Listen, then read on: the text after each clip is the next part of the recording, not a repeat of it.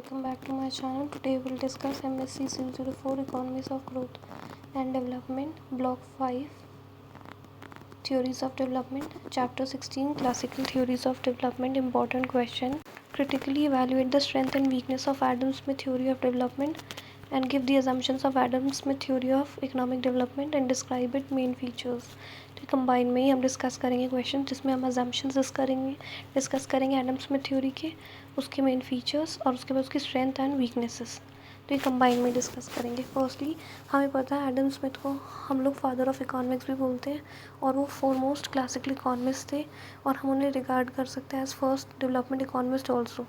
तो स्मिथ का जो मॉडल था वो सप्लाई साइड ड्रिवन था, मॉडल ऑफ ग्रोथ था that can be explain with a simple production function y is equal to F of L K T. Y क्या output है जिसमें एल क्या लेबर है, के क्या कैपिटल है और टी क्या लैंड को डिनोट करता है।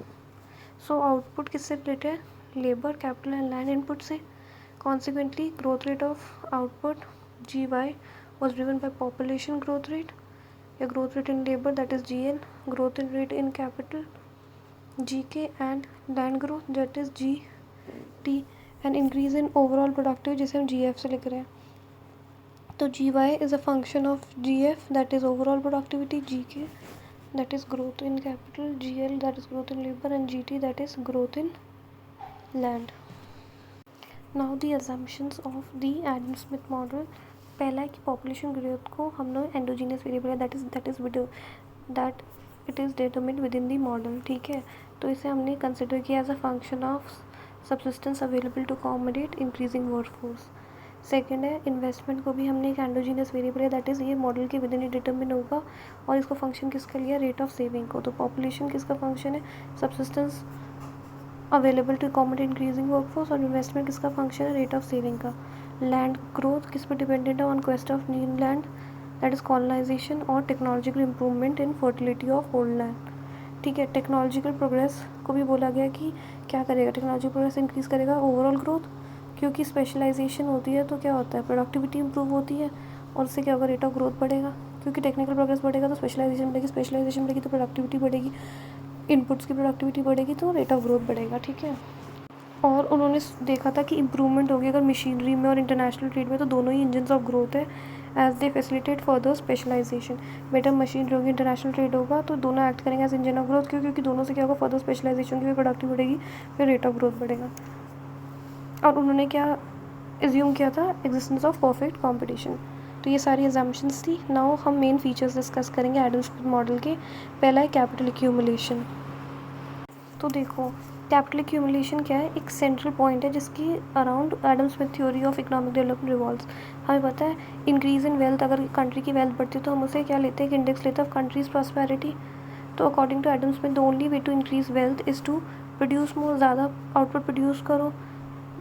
और ज़्यादा आउटपुट के लिए क्या चाहिए? ज़्यादा इन्वेस्टमेंट चाहिए, कैपिटल इन्वेस्टमेंट। तो हम लोग को क्या करना पड़ेगा? ज़्यादा कैपिटल प्रोड्यूस करनी पड़ेगी। ज़्यादा कैपिटल प्रोड्यूस करने के लिए क्या करना पड़ेगा? कैपिटल एक्यूमुलेशन ज़्यादा करनी है तो हमें सेव ज़्यादा करना होगा। तो उन्होंने स्ट्रेस किया था on the role of parsimony that is form the basis for capital accumulation. Parsimony क्या है?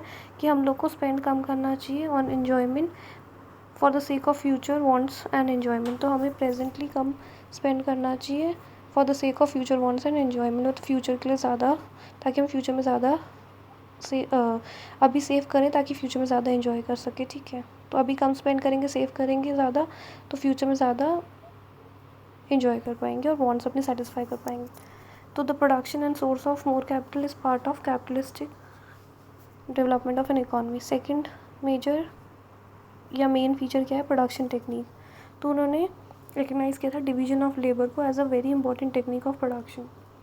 तो डिवीजन ऑफ लेबर से क्या होता है? स्पेशलाइजेशन बढ़ती है ऑफ वर्कर, उससे क्या होता है? स्पेशलाइजेशन बढ़ेगी तो ओवरऑल प्रोडक्टिविटी बढ़ेगी, ओवरऑल प्रोडक्टिविटी बढ़ेगी तो इकोनॉमिक ग्रोथ बढ़ेगी। ठीक है, तो क्या होगा? देखो डिवीजन ऑफ लेबर से क्या होता है? स्किल बढ़ जाता है ऑफ एवरी लेबर और वर्कफोर्स, टाइम सेव होता है प्रोडक्शन ऑफ गुड्स में, इन्वेंशंस की तरफ लीड करती है लेबर सेविंग मशीन्स वगैरह में। थर्ड मेन फीचर क्या है? Agents of economic growth. तो स्मिथ ने किन किन को रिकॉग्नाइज़ किया था? Farmers, producers, businessman as the 3 significant agents of economic growth. इन्होंने बोला था कि फ्री ट्रेड होगा, ओपन मार्केट कंपटीशन होगा, तो उससे क्या होगा, मार्केट एक्सपैंड होगी, किसमें, डोमेस्टिक के साथ साथ इंटरनेशनल मार्केट में भी हो जाएगा ट्रेड, तो उससे क्या होगा, इकोनॉमिक डेवलपमेंट बढ़ेगी रैपिडली, ठीक है। और the functions perform by these agents of economic growth are interlinked, तो जितने भी फंक्शंस ये सब परफॉर्म करते हैं वो इंटरलिंक्ड है, ठीक है। जैसे कि agriculture and industry along with commerce fully complement each other, that is complementary है तीनों, agriculture industry along with commerce are fully complementary to each other. Fourth main feature है नेचुरल लॉ, तो उन्होंने बोला था, एडम स्मिथ ने advocate किया था philosophy of free and independent action, that is freedom of action allow करता है। अगर फ्रीडम ऑफ एक्शन हो तो वो क्या करता है, बेस्ट लाता है ऑफ एन इंडिविजुअल, ठीक है, विच इंक्रीजेज सोशल वेल्थ और individual desire to earn income in a manner he likes the most. तो ये बेसिकली बोलता है हर इंडिविजुअल को फ्रीडम होनी चाहिए कि वो क्या एक्टिविटी परस्यू करना चाहते हैं, कैसे फाइनेंशियल एक्टिविटी या कोई भी सोर्स ऑफ ऑक्यूपेशन जो डिज़ायर करते हैं टू अर्न इनकम, जो भी उन्हें पसंद है करना, like what he likes the most as an occupation, उससे वो अर्न करेंगे तो वो उनके वेलफेयर भी बढ़ेगा, उनके लिए बेस्ट भी होगा और सोशल वेलफेयर भी बढ़ेगा, इंडिविजुअल का वेलफेयर तो बढ़ेगा, सोशल भी बढ़ेगा। तो उन्होंने एडवोकेट किया था ऑपरेशन ऑफ नेचुरल लॉ, ठीक है, that is perfect and beneficial to the society, and वो सुपीरियर था किसी लॉ ऑफ स्टेट पे, जो कि कभी भी परफेक्ट नहीं हो सकता। फिफ्थ है लेजी फेयर, ठीक है। लेजी फेयर का मतलब है कि जो प्रिंसिपल ऑफ लेजी फेयर का मतलब है स्टेट को कोई भी रिस्ट्रिक्शन नहीं इम्पोज करनी चाहिए और इंडिविजुअल फ्रीडम ऑफ एक्शन। तो policy of laissez faire was consider as a driving force for promoting growth variables such as savings, investment etcetera. तो स्टेट का लिमिटेड रोल होना चाहिए, मतलब फ्रीडम होनी चाहिए, लेजी फेयर होना चाहिए, स्टेट को इम्पोजिशन और रिस्ट्रिक्शंस नहीं लगानी चाहिए, फ्रीडम होनी चाहिए, मार्केट अपना रोल खुद प्ले करे, ठीक है। फ्री ट्रेड है नेक्स्ट मेन फीचर, तो ट्रेडिंग को एक एसेंशियल फीचर बना गया division of labour. Free trade होना चाहिए मतलब कि जो प्रोड्यूसर्स हैं वो फ्री होने चाहिए, अपने गुड्स को जहाँ मर्जी वो बेचे, जिस मर्जी को वो बेचे, दैट इज़ फ्री ट्रेड होना चाहिए। उन पर रिस्ट्रिक्शंस नहीं होनी चाहिए, उनकी चॉइस है वो किसे बेच रहे हैं, किस अमाउंट, ठीक है, कितना बेच रहे हैं, किसको बेच रहे हैं, व्हेनेवर दे लाइक्स, ठीक है। तो government should not interfere in division of business community, ठीक है, उनको वहाँ पे नहीं करना चाहिए। प्रोड्यूसर व्हेनेवर वेयर एवर, ठीक है, कहाँ भेज रहे हैं, कब बेच रहे हैं, उससे उन्हें कोई कॉन्टेक्स्ट नहीं होना चाहिए, ठीक है। नेक्स्ट मेन फीचर है ट्रेड साइकिल। तो Smith is of the view that economic development ना ही एक स्मूथ, ना ही एक सिंपल प्रोसेस है, ठीक है, ना ही एक सडन प्रोसेस है, ठीक है। तो ये बोलते हैं कि जो डेवलपमेंट होती है वो स्टार्ट होती है तो प्रोसीड करती है क्यूमुलेटिव मैनर में, मतलब क्यूमुलेटिव मैनर में प्रोसीड करती है, ना कि एक स्मूथ सिंपल और सडन प्रोसेस है, ठीक है।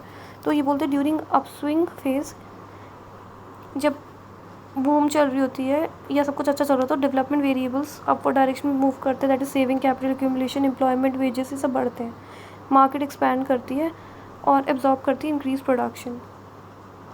तो इसकी वजह से इकोनॉमिक डेवलपमेंट एक्सपैंड होती है और ग्रोथ वेरिएबल कंटिन्यू करते हैं, multiplying economy, making rapid strides till the enter the stage of take off enters, मतलब जो इकॉनमी होती है जो एंटर करती है टेक ऑफ स्टेज पे। तो ये सब होता है जो अपस्विंग होता है, तो ठीक है, सब बढ़ता है, कैपिटल एक्यूमुलेशन बढ़ता है, सेविंग बढ़ता है, एम्प्लॉयमेंट बढ़ता है, वेजेस बढ़ता है, मार्केट एक्सपैंड होती है, इंक्रीज प्रोडक्शन एब्जॉर्ब होती है, तो इकोनॉमिक डेवलपमेंट एक्सपैंड होती है और ग्रोथ वेरिएबल्स मल्टीप्लाई होते हैं, जिसकी वजह से इकॉनमी क्या करती है, रैपिड स्ट्राइड्स बनाती है और एंटर करती है stage of take of.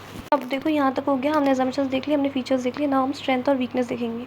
Strength में क्या, देखो ये हमें थोड़ा एक्सप्लेनेशन देता है कि कैसे ग्रोथ अकर होती है इन इकॉनमी और इलेबोरेट भी करता है on process of growth in detail manner, ठीक है।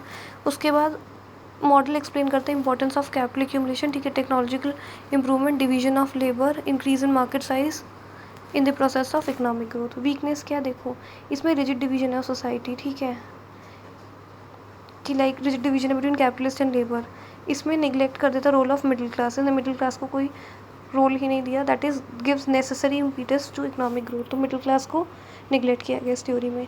सेकंड है कि वन साइड सेविंग बेस है, स्मिथ ने क्या कि सेविंग पुट कर दी विद कैपिटलिस्ट, लैंडलॉर्ड्स और मनी लेंडर्स, तो ये वन साइडेड है क्योंकि एडवांस सोसाइटी में मैक्सिमम सेविंग कौन जनरेट करता है, salaried class.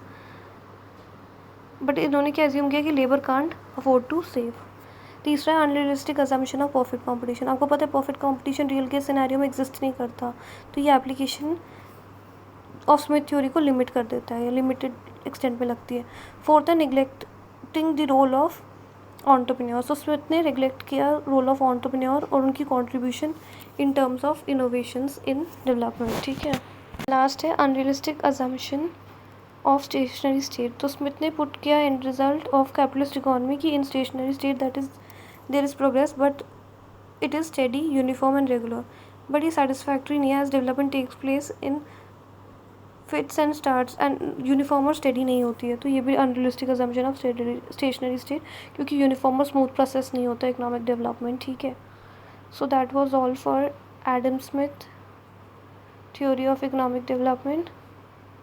We have discussed its assumptions or Adam Smith model. We have discussed its assumptions, main features and strength and weakness. Thank you guys. Do like, share and subscribe my channel, and do comment which next topic you want me to prepare a video for you guys. Do subscribe my channel. Thank you.